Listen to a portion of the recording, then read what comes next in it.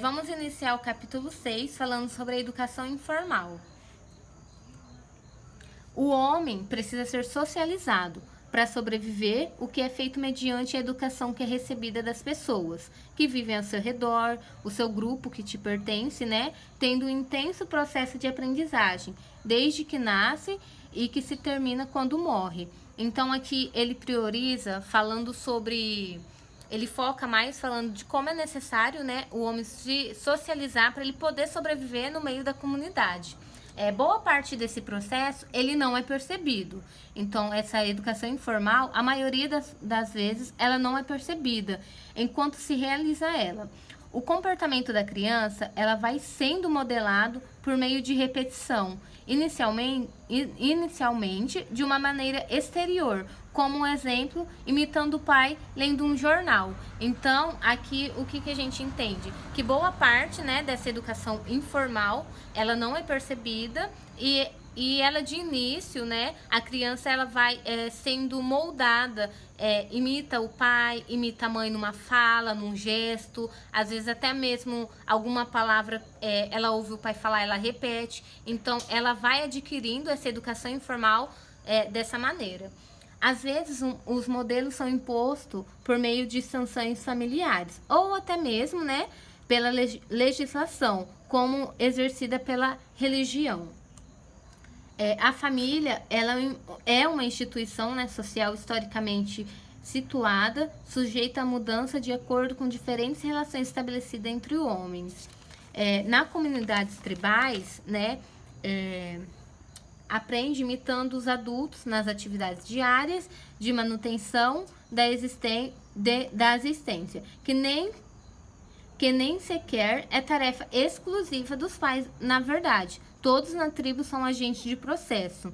Então, aqui eles falam que lá as crianças também aprendem imitando e elas, dentro dessa tribo, lá na Idade Média, as crianças elas não viviam separado do mundo adulto. Ou seja, elas não eram excluídas de conversas, elas trajavam as mesmas roupas que o adulto, então não priorizava guardar a inocência da criança. Então lá na Idade Média, a criança não era excluída.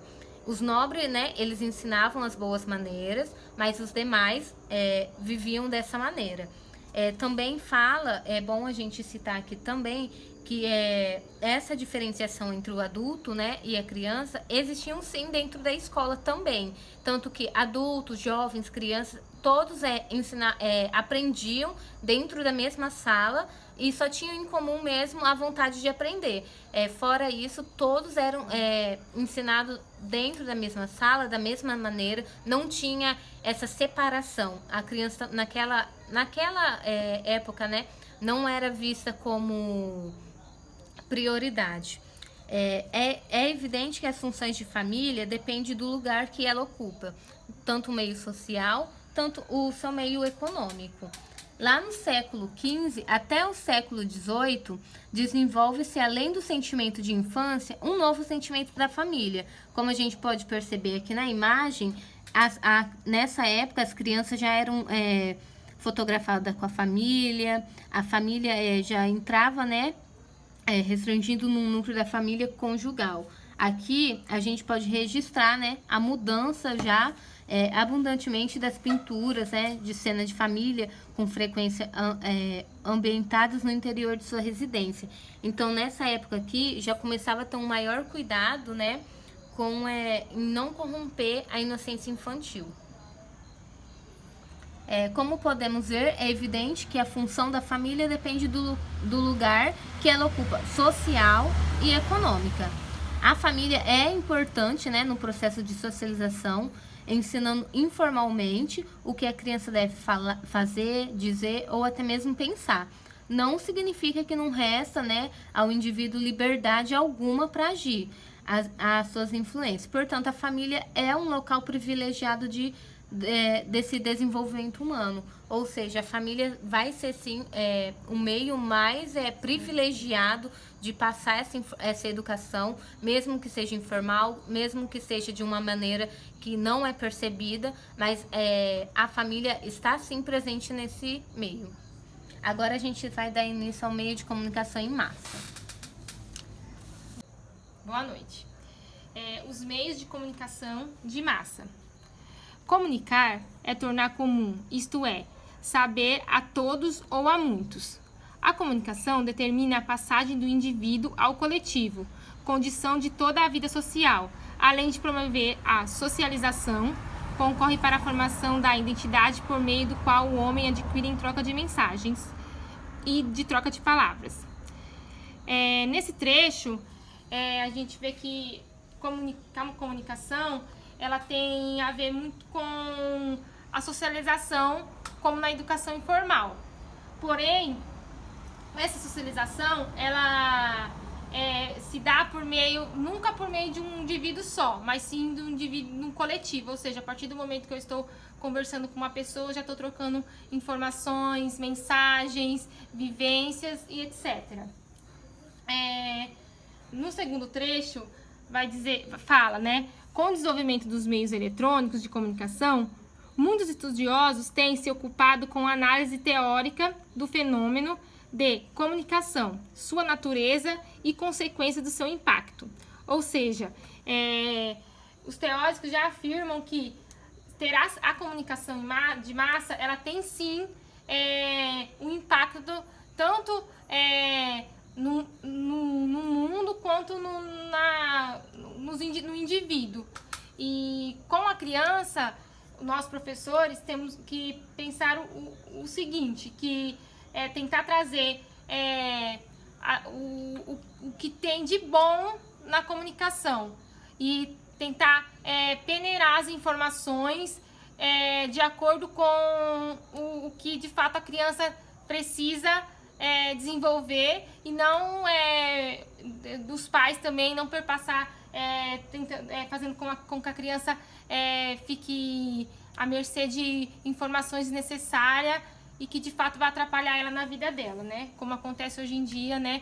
Com muitas crianças têm acesso a vários tipos de mídias na internet. Então é bom que os pais, né, sempre fiquem atentos a isso, ao que os seus filhos fazem na internet, porque isso também contribui muito para o desenvolvimento da criança, tanto para o seu bem quanto para o mal, né? No terceiro trecho, fala que com a invenção da imprensa, ou seja, a mídia, ampliando a difusão do texto escrito, intensificou o processo de individualização.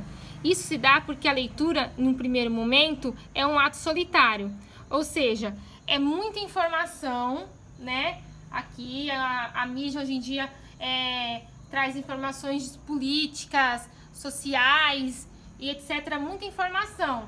E porém, essa informação chega à pessoa, a pessoa está se tornando solitária, não tem aquela socialização, não tem aquela troca de informação, aquela troca de ideia, não pode debater aquilo, porque de fato ela ouve da mídia, porém se ela discorda ou não tem quem vai ouvir ela, porque o que de fato vai tá priorizado aqui vai ser a mídia. Então o que a mídia falar vai atingir um campo maior de pessoas, né? Ou seja, independente da classe social, classe média, todos vão ter a mesma informação. Os meios eletrônicos de comunicação vêm exercendo uma subversão nos modos de sentir e pensar do homem contemporâneo, até agora centrado no poder da razão e da ciência. Enquanto não se define mais claramente este homem pós-moderno, o ideal para a formação das crianças seria acompanhar a utilização dos meios de comunicação, isso como eu já havia dito, né, que a gente tem que estar sempre acompanhando os meios de comunicação, e que dentro da escola, reportando-se a função fora dela, a fim de completá-la a função abstrata de linguagem. Da linguagem, é importante que a criança e o jovem conheça a forma de ação desses meios e seus aspectos positivo e negativo.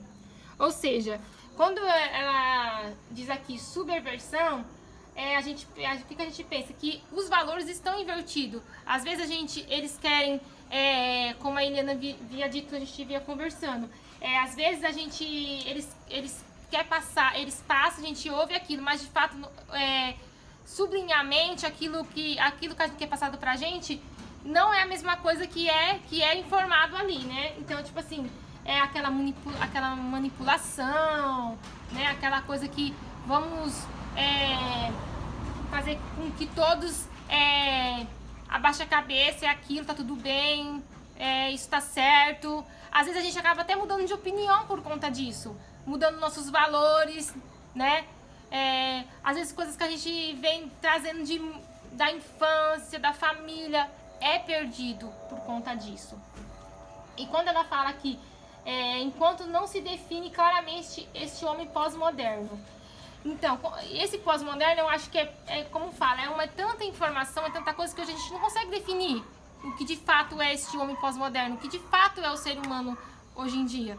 Porque é muita coisa assim, a gente precisa de como fala, esse homem pós-moderno, que quando ela fala, ela diz assim que a gente não sabe dizer mesmo que de fato é esse homem pós-moderno. Eu mesmo não consigo entender esse homem pós-moderno. É basicamente isso. A comunicação em massa é um meio, sim, de manipulação, sim, né? Porque ela manipula, ela quer chegar a um grande número de pessoas e ela visa, sim, manipular e levar para ela e levar as pessoas aquilo que de fato ela pensa, não o que as pessoas de fato pensam. Bom, o nosso grupo é composto por eu, Eliane e a Priscila. Espero que vocês tenham gostado. E esse foi o nosso trabalho. Muito obrigado. Boa noite.